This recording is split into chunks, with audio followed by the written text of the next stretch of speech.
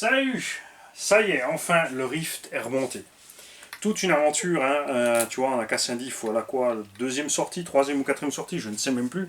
2-3 mois d'attente pour avoir les pièces.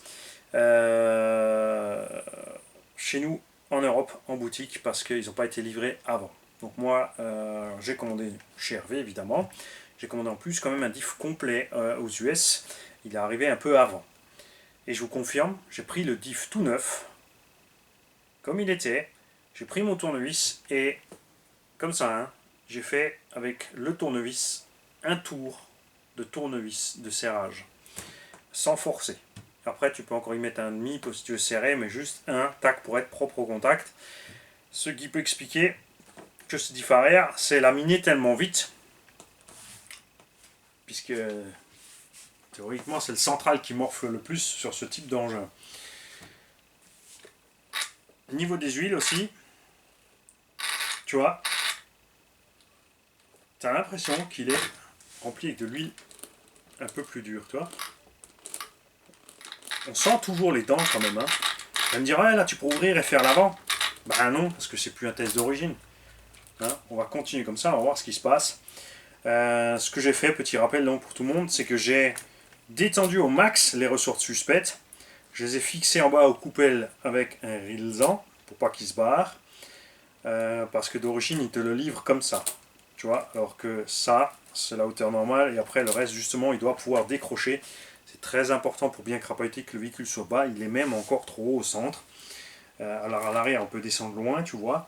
Mais à l'avant, on ne peut pas. Parce que le bac à batterie touche le cerveau. J'aurais dû... C'est vrai que c'est sympa parce qu'on peut mettre une grosse lipo à bord. D'un autre côté, si c'était parti comme sur le bomber avec une batterie là, on aurait pu descendre beaucoup plus loin parce que tu vois là on est quand même encore méga haut. Mais bon, vous l'avez vu, il grimpe super bien grâce à l'anthrax. Contrairement à ce qu'on croyait aussi, le fait d'avoir de l'huile tendre au centre, pour grimper ça marche bien parce que justement quand il est en train de grimper, l'avant déleste, la puissance passe vers l'avant, tu vois, au lieu qu'il baigne comme ça en fait.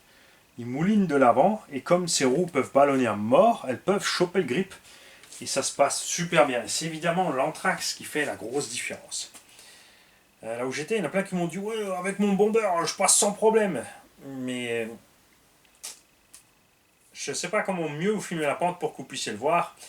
Elle est hyper raide et on a essayé avec plein de châssis. Et croyez-moi, les châssis courts, ils baignent, surtout au moment de passage d'obstacles en montée. Quand tu as une bûche de ce diamètre-là à passer quand tu es en train de monter tout droit, le Fox est en 3,25. Il a du mal à passer la bûche, après il a l'avantage avec les pneus pelles. Là on est en 375, là on passe mieux, grâce aussi justement parce qu'on peut décrocher autant. Et du coup ça passe super bien. Donc ce petit machin m'a surpris. Déception évidemment au niveau, c'est axial, hein, cerveau de merde. Après Traxxas aussi, hein, on va pas dire, hein, c'est Horizon B de toute façon, ou Traxxas, ou il y en a tellement qui nous font ça, de toujours nous mettre des cerveaux. Mais là, quand je dis de merde, je veux dire, le cerveau, t'as l'impression qu'il lui faut une minute pour aller à gauche, à droite, alors que quand t'es en pente, c'est important de pouvoir justement poser ta roue et accrocher gauche-droite. Hein. Il aurait vraiment fallu un cerveau un peu plus rapide de la part de Axial. Tu peux pas passer le variateur en 7.4. Il est bloqué à 6. Ça aussi, c'est un peu dommage. Tous les nouveaux cerveaux sont souvent en 7.4, surtout les brushless et tout. Bon, après, en 6, ça suffit. Là, j'ai mis un 23 kg. Sous 6 volts, il sort que 19. Mais bon, 19 kg, ça suffit là-dedans. C'est pas un super rapide non plus. Pourtant, il est plus rapide que l'origine. 0,16 secondes, il va plus vite que l'origine. C'est quand même assez délirant au prix de l'engin. Cette caisse coûte quand même 9,570 € quasiment. Ça fait cher quand même pour se retrouver avec un cerveau pareil et donc un setup de suspension bizarroïde, mais ça c'est typique Axial. Hein. Je suis fan de Axial, je suis désolé, mais Axial c'est le truc qu'ils ne maîtrisent pas, c'est la suspension. Quand ils ont sorti le Race, les amortos qui étaient dessus, honteux, moteur charbon, tout fouli plastique, pas super. Tu vois, les vis, dès que tu serres trop, elles moulinent. Hein. C'est pas le serrage des plastiques d'autres marques. Hein. On a beau critiquer Traxxas, l'assemblage d'un X-Max ou d'un Max ou d'un Haus, les pièces font les unes sur les autres, pile poil, tu mets les vis, ça serre, il n'y a pas de problème, il n'y a rien qui bouge, il n'y a rien à caler, ça marche. Donc on peut les critiquer comme on veut, il y a ça. Et l'autre truc, c'est justement que ce lien, évidemment, on a déboulé la pente, mais c'est quand même un rock racer. Un rock racer ou rock bouncer, c'est un engin qui est fait pour rouler vite dans les... Enfin, tu vois, les mecs avec ces engins-là s'amusent à crapahuter sur des collines faites de caillasses et de rochers et pas en crapahutant, justement. C'est pas du crawler ce qu'ils font. Les mecs, ils passent. Ils bondissent, ils grimpent, c'est pour ça qu'il a le frein automatique aussi fort d'ailleurs, et autant de patates justement, c'est pour pouvoir faire un bond, freiner, raccrocher sur la pente. C'est pas la même chose que le Formula Off-Road. Formula Off-Road, ils font la même chose, mais dans le sable. Le but d'un engin de Formula Off-Road, c'est de passer dans le sable. Ces engins-là sont faits pour passer dans les montagnes rocheuses. C'est pas un crawler. Mais n'empêche que d'origine, le pignon de 17, c'était quand même trop.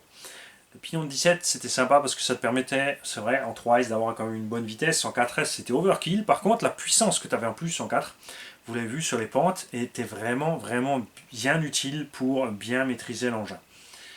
Là, je suis descendu à un pignon de 13. J'ai mis le plus petit possible dedans, donc j'ai réussi à mettre un pignon de 13. Du coup, on va perdre entre 13 et 17. Hein. Tu vois, on perd quasiment on a 30% dedans en moins. Donc on aura la vitesse quasiment du 3S. On va voir ce que ça donne, parce que la VMAX était quand même sympa, il faut dire ce qu'il est. On a toujours du cogging. On a toujours du cogging et je sais pas ce qu'ils ont oublié en ce moment, ils mettent des timings de fou. Ils te livrent les caisses avec des timings à 15-20%. C'est énorme, 15 ou 20 degrés. Pour l'utilisateur moyen, c'est le meilleur moyen de cramer les moteurs. Donc en fait, ils savent ce qu'ils font en fait. Ils te font cramer ton moteur, après ils disent oh, c'est toi, tu as surchauffé, fallait acheter le pack télémétrie en option, on s'en fout. C'est pas cool. Donc là, je l'ai descendu à 0 pour voir. Donc on va perdre encore une fois de la patate, parce qu'on est descendu à 0. On a toujours un léger cogging, mais ce qu'on veut, si vous l'avez vu, des fois quand tu es dans la pente, quand tu veux repartir, t'as pas de sauce. Il cogue, il coince, il veut pas partir, et là tu as le lock stop qui se met en route. Et on va voir si ça se passe mieux dans cette config là. J'ai mis à côté donc les roues d'origine de l'autre, les Louis, pour voir un petit peu. Je dois dire que je le préfère avec ces roues d'origine. Ça, c'est le bon côté. Bon, après, si t'aimes pas ces genres d'engins à cage pour justement la crapahute infernale en forêt ou sur la caillasse, faut pas l'acheter, ça c'est sûr. Mais j'aime bien le combo look global carrosserie avec les roues, les machins. Les suspects, on en a déjà parlé, on aurait aimé que ça soit un peu plus réaliste. Les vrais n'ont pas les amortos aussi longs et pas débuter, tu vois, ça s'arrête pas aussitôt du sol, mais c'est pas grave. C'est pas très grave. Vous l'avez vu, juste en détendant les ressorts, ça se passe super bien. Je n'ai pas encore mis le kit de barre stab. J'ai pas acheté l'origine parce qu'ils sont à la masse hein, pour une barre et 2 leviers.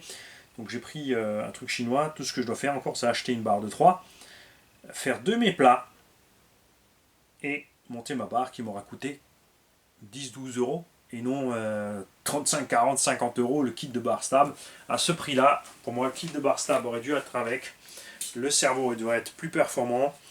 Et bon, pour les plastiques encore, ça peut passer. On verra si j'ai voulu ou pas. Ce qui m'embête le plus, c'est les ressorts qui touchent les filets. Les spires sont trop petites en diamètre. Il aurait fallu faire des ressorts un demi-millimètre, voire un millimètre plus grand en diamètre, parce qu'ils sont très longs et mous, tu vois, et ça va frotter. Je n'aime pas ça. C'est un détail, mais ça te bouffe à force le corps d'amorto, bon un petit peu, mais plus le ressort, ça devient très vite moche. C'est un peu dommage. Donc, on va repartir comme ça, sans la barre stable, parce que je veux l'essayer dans la carrière, où nous avons essayé le TRX4, full origine, qui était, franchement, qui m'a conquis, beaucoup mieux que ses prédécesseurs. Ils ont travaillé quelque chose clairement sur l'équilibre, ça c'est certain. Un utilisateur nous a fait remarquer que ce variateur là, attention, a plusieurs modes, avec frein automatique, sans frein automatique, marche avant-arrière direct, donc dès que tu lâches les gaz, t'es bloqué net, tu peux repartir pour le crawler pur en fait. Tout ça programmable rapidement sur le bouton, c'est génial. Du coup, si tu as la télémétrie, ma question est, les mecs, est-ce que vous pouvez avec la télémétrie, enfin avec le module Bluetooth, est-ce que vous pouvez changer de mode par le module Bluetooth? Est-ce que vous pouvez piloter ça sur le Vario ou pas? parce que c'est pas un variateur brushless, c'est juste le simple petit charbon, est-ce qu'il prend la commande à distance? J'aimerais savoir. On y était avec Power Ranger, avec un VXL 3S. Donc là, attention, il faut bien suivre. Hein. Power Ranger, c'est un prépa pig. Prépa pig, c'est-à-dire le châssis rentre, on prend des roues qui traînent, une carreau qui traîne, un combo qui traîne, on assemble la caisse, 20 minutes après, on est deux en train de rouler. C'est le but de faire simple et ensuite de voir ce qui se passe. Donc, c'est un peu dommage parce que ce VXL 3S est un tout petit peu trop brutal au démarrage. Après, une fois qu'il roule, ça va bien. Une fois que tu as chopé une petite vitesse de 1 ou 2 km/h, il ne coque pas ni rien, mais par contre, le démarrage, il met un à-coup. On va donc voir si on peut faire un autre truc délirant. Parce que normalement là-dessus, si je ne me trompe pas, j'ai le VXL 3S avec les grosses cosses déjà. Parce que ici, j'ai un VXL 4S. Pour mettre ce vario sur le moteur là. Parce que celui-là, il est extrêmement doux. Il n'y a vraiment que le VXL 3 qui part brut comme ça. J'ai changé les paramètres de la radio pour essayer d'améliorer, il n'y a rien à faire. Alors que vous avez vu, le Max ou le REVO ou le X-Max, ils partent comme des crèmes. Tu peux crapahuter avec un X-Max sans problème. Il est d'une douceur remarquable. Donc je vais essayer de rentrer ça dans Prépa Pig à l'avant sous le capot. Ça va être chaud.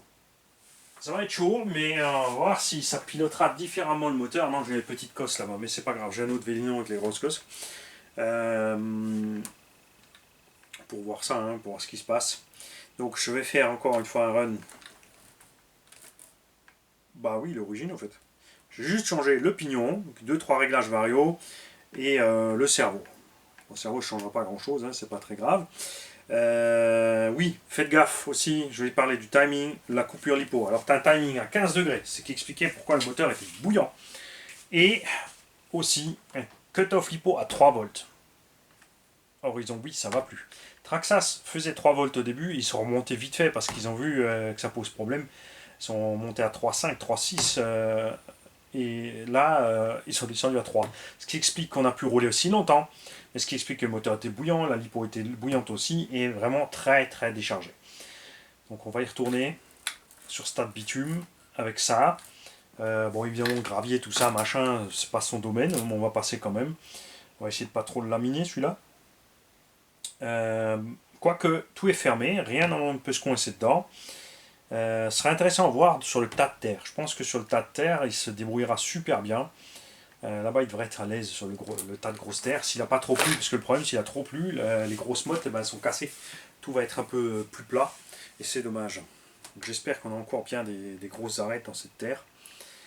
Et voilà. Autre avantage de cet engin, pour ceux qui aiment filmer les vues inboard et tout, tu peux bien mettre ta caméra dedans où tu veux. Moi, je vais pas prendre ce temps-là. Non, je n'ai pas envie. Je vais filmer comme d'hab et je mettrai la vidéo brute en ligne comme d'hab. Sauf si on fait des crashs mémorables, bien sûr, des grosses dégringolades au ralenti, ça va être génial.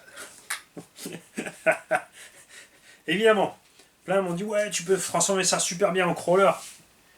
Mais j'ai pas attendu qu'ils nous fassent un engin avec 3 diffs pour aller bloquer les diffs et crawler quand même. Faut pas déconner les mecs. Si tu veux crawler, achète un crawler.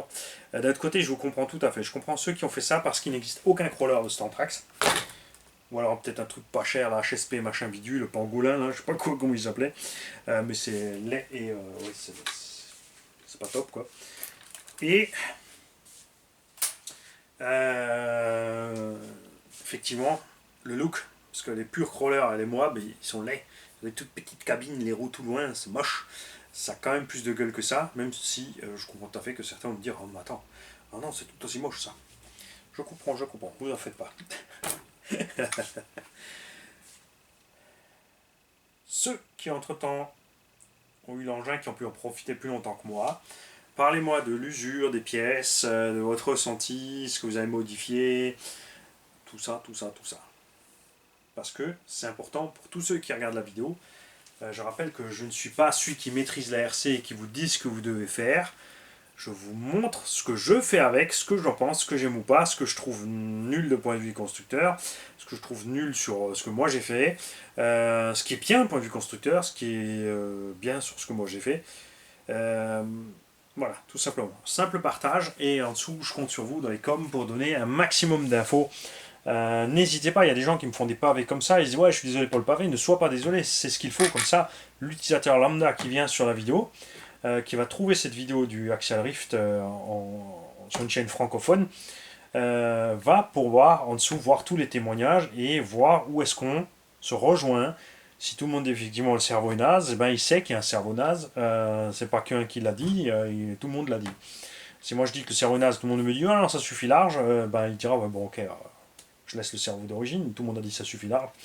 Et au pire, après s'il change, il pourra dire bon, ok, il l'avait dit. Inversement aussi, je vais dire ça et ça c'est chouette, les autres vont dire c'est nul, lui il va rouler, il va dire ah, les autres avaient raison. Avec leur réglage, ça marche beaucoup mieux. Ça sert à ça, c'est là pour ça. Profitez-en, faites-en profiter les autres. Salut tout le monde.